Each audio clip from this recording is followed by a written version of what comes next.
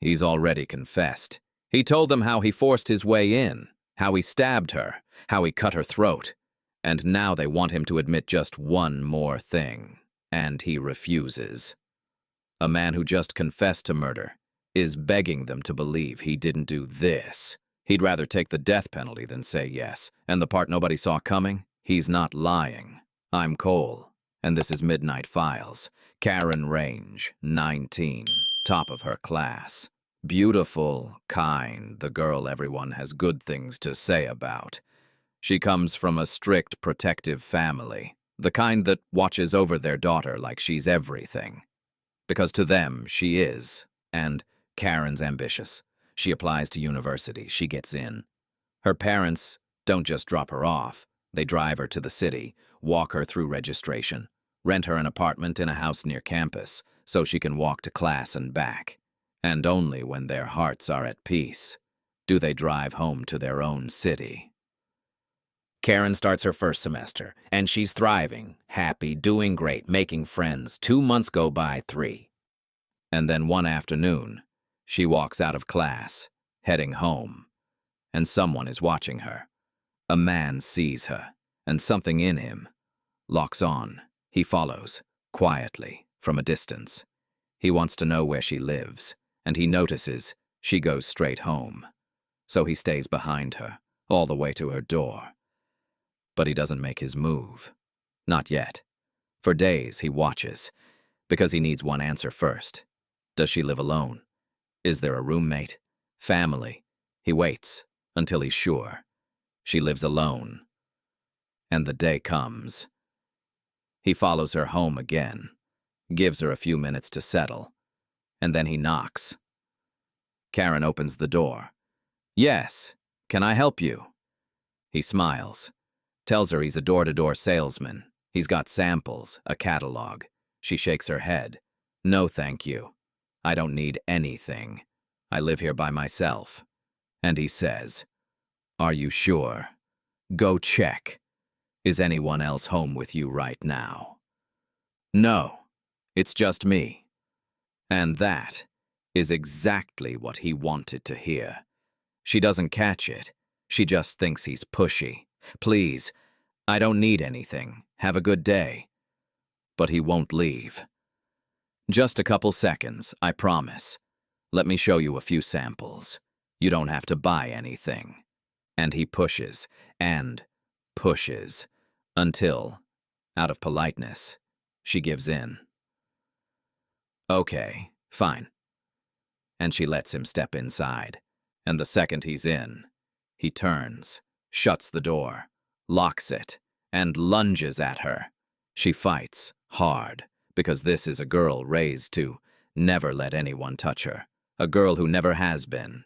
He's bigger, stronger. He pins her down, but she will not let him win. She keeps fighting. She keeps screaming. And that scream terrifies him. Someone might hear. So he pulls a knife, and he stabs her. Again. And then, to be sure, he cuts her throat. And then it hits him. He just killed someone. That was never the plan. He's standing over a body, blood everywhere, and he's sick with it. So he wipes down what he touched, tries to hide his prints, and walks out. And Karen is left there, alone. A full day passes. Nobody knows. Her family calls the apartment. No answer. Again, nothing. So they call the landlord. "I haven't seen her, but let me check." He knocks. No answer. Next day he knocks again. Her parents are in another city. Too far to just drive over. So the landlord goes to the university himself. And they tell him. She came to class one day, but never showed up after. That doesn't sit right with him. He goes back, knocks, then starts looking through the windows. The curtains are drawn, just tiny gaps, and through one of them, he sees Karen on the floor. He calls the police. They break down the door, and they find her, dead for more than 2 days, and her family gets the call no parent should ever get, and they collapse. Now the investigation begins, and the real shock of this story It hasn't even happened yet.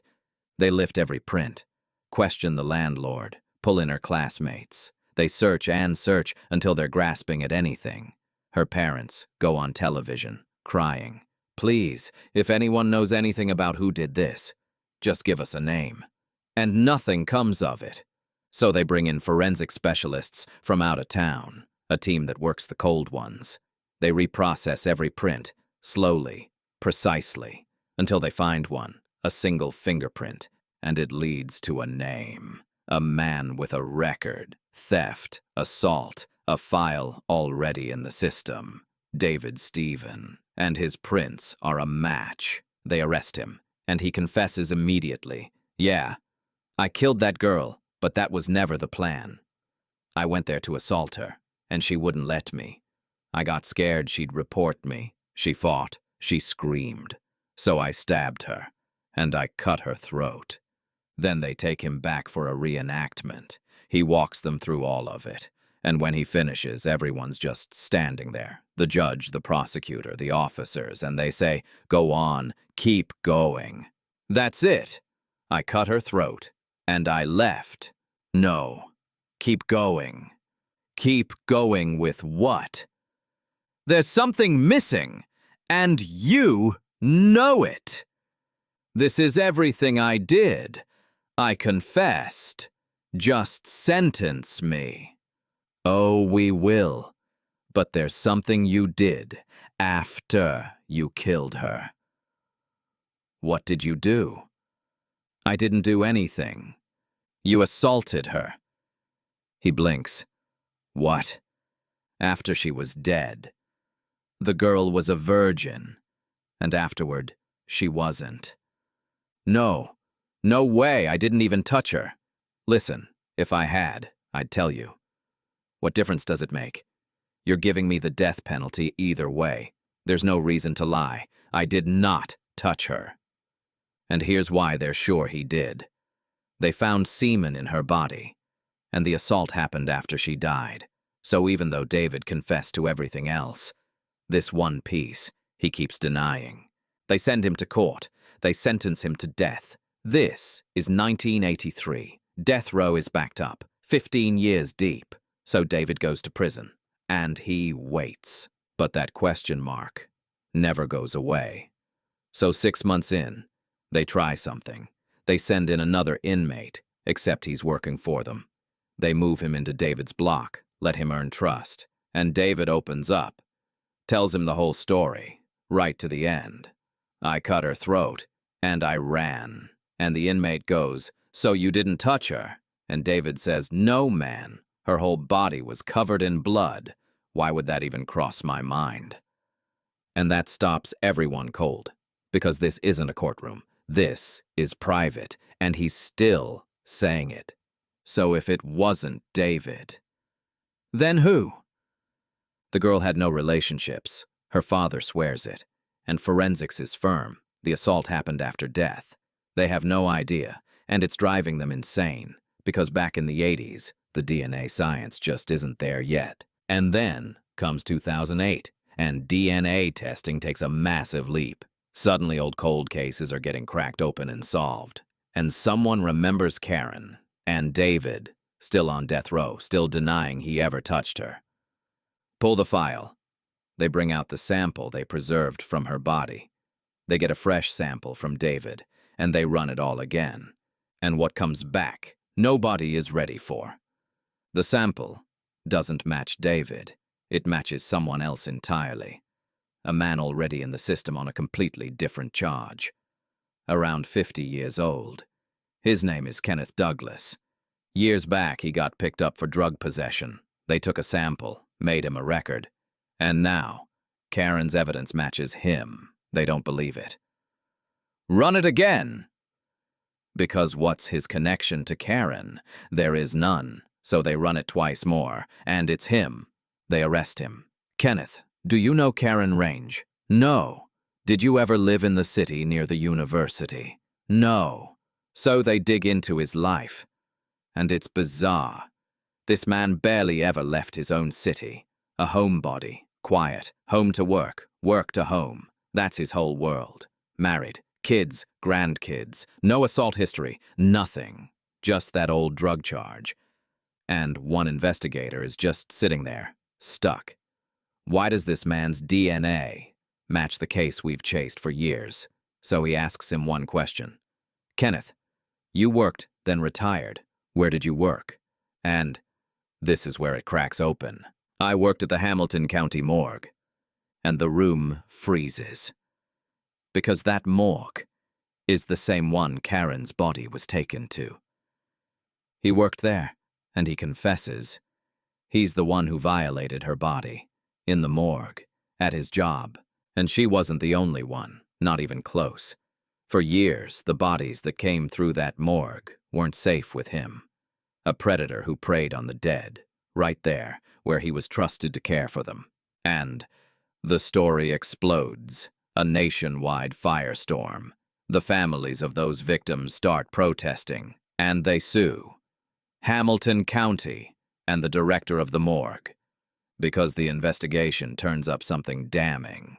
His co-workers knew, his wife knew.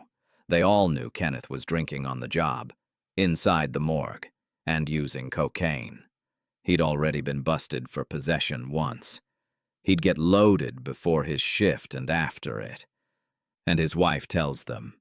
One day she picked him up from work and he was drunk out of his mind, even though he'd been on the clock the whole time. So she called his boss. You're his manager, and you let him drink and use drugs at work? Do something.